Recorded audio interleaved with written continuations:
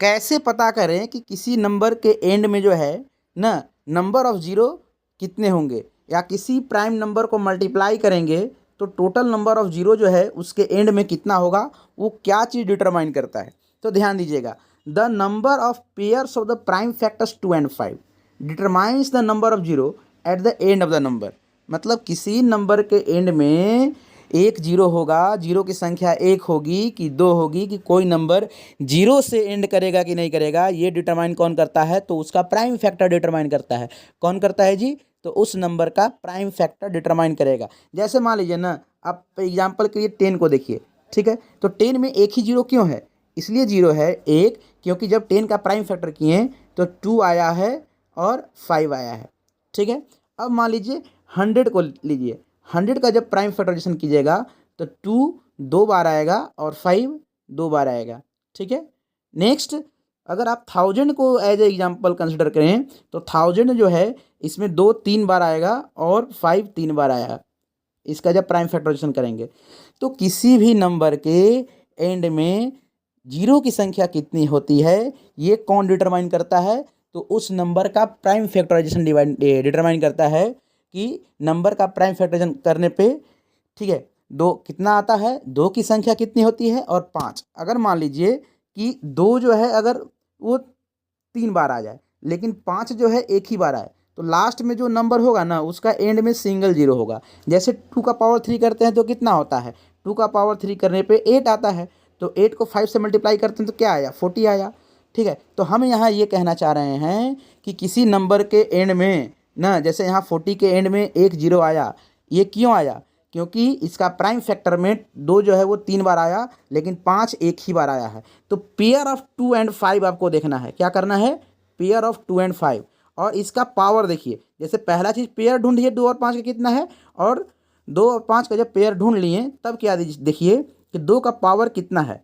ठीक है। 2 का पावर जितना होगा उतना ही अगर 5 का है तो नंबर ऑफ जीरो उतना ही होंगे। जैसे यहाँ 2 का पावर हम एक लिए और 5 एक लिए तो एक जीरो, 2 का पावर अगर 2 लेंगे, ठीक है, 2 का पावर क्या करेंगे, जैसे मान लीजिए कि 2 का पावर 2 लिए और 5 का पावर 3 लिए, तो यहाँ 5 के पावर 3 में 5 टू द पावर 3 में 5 टू द पावर 2 जो है वो तो ऑलरेडी है। इसका मतलब इसके एंड में जो है वो कितना जीरो होगा, 2 जीरो होगा, ठीक है। तो हमने ये देखा कि किसी नंबर के एंड में टोटल नंबर ऑफ जीरो जो है वो डिटरमाइन कौन करता है जी, तो 2 और 5 डिटरमाइन करता है, बताता है कि किसी नंबर के एंड में जीरो की संख्या कितनी होगी। तो सबसे पहले क्या कीजिए, उस नंबर का प्राइम फैक्टराइजेशन कीजिए और देखिए कि 2 जो है वो कितना आया है, कितना बार आया है, और 5 कितना बार आया है। तो जितना बार 2 होगा और जितना बार 5 होगा ना, जैसे 100 था तो 100 का प्राइम फैक्टर में 2 दो बार आया, 5 दो बार आया, इसीलिए जो है वो हम ये कहेंगे कि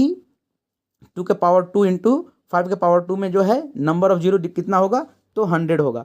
अच्छा, कोई ये पूछेगा कि 2 के पावर मान लो 7 है और 5 के पावर 3 है, तो नंबर ऑफ जीरो कितना होगा, तो इसका नंबर ऑफ जीरो जो है इसके एंड में कितने आएंगे, 3 जीरो आएंगे। आप मल्टीप्लाई करके भी चेक कर सकते हैं, ठीक है। चलिए अब वीडियो में आगे बढ़ते हैं। अब है हमारा the fundamental theorem of arithmetic, बहुत इंपॉर्टेंट है, समझते हैं। ये क्या कहता है कि every composite number can be uniquely expressed as a product of primes. मतलब क्या, मतलब ये कि कोई भी कंपोजिट नंबर को जब आप फैक्टराइज करेंगे तो वो प्राइम फैक्टर के फॉर्म में लिख सकते हैं। यानी डायरेक्टली अगर देखा जाए तो ये थ्योरम क्या कहता है कि कंपोजिट नंबर को प्राइम नंबर के प्रोडक्ट में लिख सकते हो। बस सीधा सीधी आपको ये वाला बात याद रखना है। क्या याद रखना है, फंडामेंटल थ्योरम ऑफ अर्थमेटिक में क्या याद रखना है कि कोई भी कंपोजिट नंबर जो है उसको आप प्राइम के प्रोडक्ट में लिख सकते हैं। जैसे एग्जाम्पल देखिए 12 को, 12 में जो है जब इसका 12 का प्राइम फैक्टराइजेशन करेंगे, जैसे यहाँ 12 लिखेंगे, अब 2 से देखिए 12 कितना बार में डिवाइड होगा, 2 6 जार 12 और फिर 2 से 2 3 जार 6। तो 12 क्या था, कंपोजिट नंबर था। अब ये 12 को हमने क्या लिखा कि 12 को लिख सकते हैं 2 इंटू 2, दो बार आया है, that's we have written 2 into 2 into 3, ठीक है। तो 12 का फाइनल प्राइम फैक्टराइजेशन कितना हुआ है, 2 इंटू 2 इंटू 3 हुआ है। अब देखिए 69 को, किसको देखेंगे, 69 को। तो जब 69 का जब प्राइम फैक्टराइजेशन करेंगे तो क्या आएगा, 3 इंटू 23, 3 इंटू 23 जो है वो 69 का प्राइम फैक्टराइजेशन हुआ। ऐसे ही अगर आप 105 का अगर मान लीजिए प्राइम फैक्टराइजेशन कर रहे हैं 105 का, तो क्या करेंगे, सबसे पहले 3 से डिवाइड करेंगे, कितना बार में डिवाइड होगा जी, 35 टाइम्स में डिवाइड होगा, और फिर 5 से डिवाइड करेंगे तो 5 7 जा 35। That's why we can say that the prime factorization of 105 is 3 into 5 into 7। मतलब ये जो 105 कंपोजिट नंबर था, इसको प्राइम नंबर के प्रोडक्ट में लिख सकते हैं। यही है हमारा फंडामेंटल थ्योरम ऑफ अर्थमेटिक। एक बार फिर से याद दिला दे रहे हैं कि अगर कोई कंपोजिट नंबर को उसके प्रोडक्ट ऑफ प्राइम के रूप में लिखा जा रहा है तो ये बात डिस्क्राइब कौन करता है, तो फंडामेंटल थ्योरम ऑफ अर्थमेटिक जो है ये बात डिस्क्राइब करता है। ठीक है, अब एक क्वेश्चन देखेंगे कि सो दैट इस टाइप के क्वेश्चंस बोर्ड एग्जाम में आया हुआ है 2 से 3 बार। Any number of the form 6 to the power n, मतलब 6 का पावर आप n दे दिए, जहाँ 6 के पावर n जो आप लिखे हैं ये n 6 to the power n, ये किससे बिलोंग कर रहा है, तो नेचुरल नंबर से। यानी n क्या है जी, तो n हमारा नेचुरल नंबर है। ठीक है, can never end with the digit 0, मतलब सीधा सीधी एक लाइन में इस क्वेश्चन को हम लोग समझते हैं कि 6 का पावर कितना भी कर दें, n टाइम्स कर दें, n टाइम्स कहने का मतलब 1 बार 2 बार 4 बार 10 बार 50 बार 100 बार, तो लास्ट में उसका जो है वो 0 आएगा कि नहीं आएगा, कि कभी नहीं आएगा ना, ये प्रूफ करना है। Where n belongs to natural number can never end with the digit 0, ये कभी 0 से एंड हो ही नहीं सकता। 6 का पावर कितना भी कर दें ये कभी 0 से ख़त्म ही नहीं हो सकता। तो सबसे पहला स्टेप जो है आपको क्या करना है कि 6 to the power n with 0 then it must have 5 as a factor. मतलब ये है कि 6 का पावर n जो है वो 0 के एंड करेगा, या 6 का पावर हम 2 या 3 या 1 देंगे। ठीक है, ये तब होगा ना जब इसके प्राइम फैक्टर में क्या आएगा, 5 आएगा।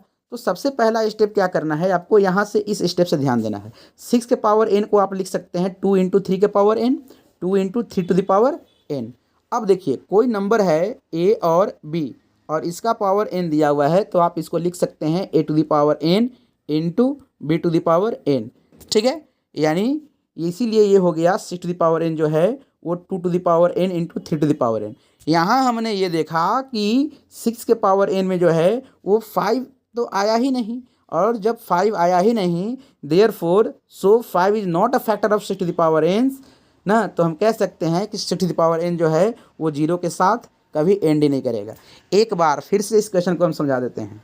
ठीक है, क्वेश्चन क्या था कि सो दैट, दिखाइए कि प्रूव कीजिए कि the number 6 to the power n, जो नंबर है हमारा 6 टू द पावर n वो 0 के साथ कभी एंड नहीं करेगा।